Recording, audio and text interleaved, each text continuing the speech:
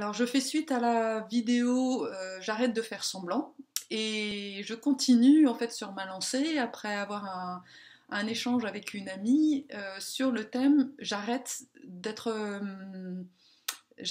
forte. Ça c'est J'ai longtemps eu en fait ce fonctionnement de faire croire en fait que j'étais quelqu'un de fort.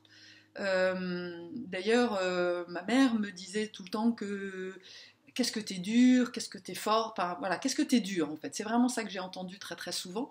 Et dans le cadre des entreprises aussi, donc j'ai eu des fonctions de direction marketing, direction digitale, et on m'a souvent renvoyé le fait que, voilà, quand on me voyait, j'étais assez charismatique, et que les gens en fait avaient un peu peur de moi. Et que je montrais quelque chose de très fort, de très ancré. En fait, tout ça n'était que un joli masque pour derrière éviter que l'on voit une forte vulnérabilité en moi. Je suis au contraire, on va dire, alors j'arrête de dire, je dis pas au contraire, je reviens sur ce que j'ai dit, c'est pas le contraire parce que en effet j'ai un côté, on va dire, j'ai une ténacité, je suis quelqu'un de très volontaire. Et surtout, oui, très tenace, parce que dans ma vie, j'ai eu beaucoup à... Je lâche rien, ça fait partie en effet de mes qualités, je pense, qui m'ont beaucoup servi dans la vie, et notamment pour déménager, puisqu'il y a 2 ans, en fait, j'ai décidé de tout quitter à Paris pour déménager à Strasbourg. Et là, voilà, j'ai vraiment mis en place cette force en moi, cette force de l'intention. C'est vraiment ce que j'ai expérimenté. Voilà, j'avais un objectif, c'était d'aller à Strasbourg pour rejoindre la personne qui, je pensais, était l'homme de ma vie. Et donc j'ai trouvé du boulot, j'ai trouvé l'appartement, j'ai vendu mon appartement. Voilà, j'étais vraiment en mode warrior, très très focusé, et j'avais une forte confiance en moi, une force intérieure qui m'a donné vraiment la possibilité en fait de mener à bien mon projet.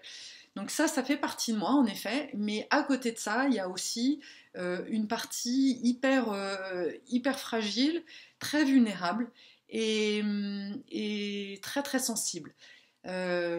J'ai découvert en fait la notion de zèbre il y a déjà des années en fait, en allant voir une psychologue pour ma fille.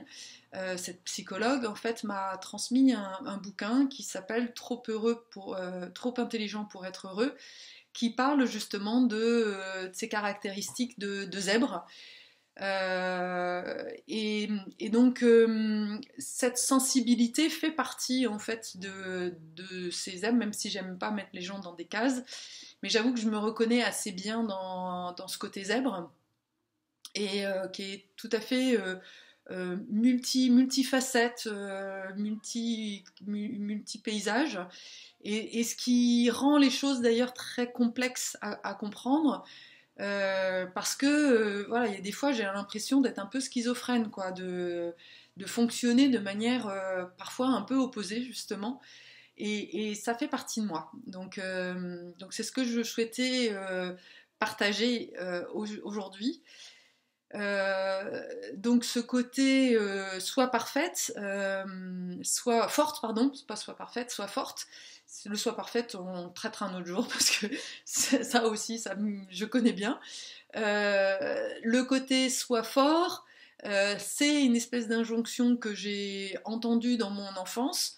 Mon père disait et dit encore, à part tout ce qui va mal, je vais bien. Donc en fait, dans ma famille, on ne parlait pas de ce qui allait pas. On ne parlait pas d'émotions. On ne parlait pas de choses de tensions. Et donc il m'a fallu vraiment me réapproprier en fait toutes ces qualités féminines finalement, pour laisser émerger la femme en moi. parce que j'ai été longtemps un espèce de Rocky, voilà, qui menait à bien ses projets, qui a fait ses études bien comme il faut, ensuite qui s'est marié.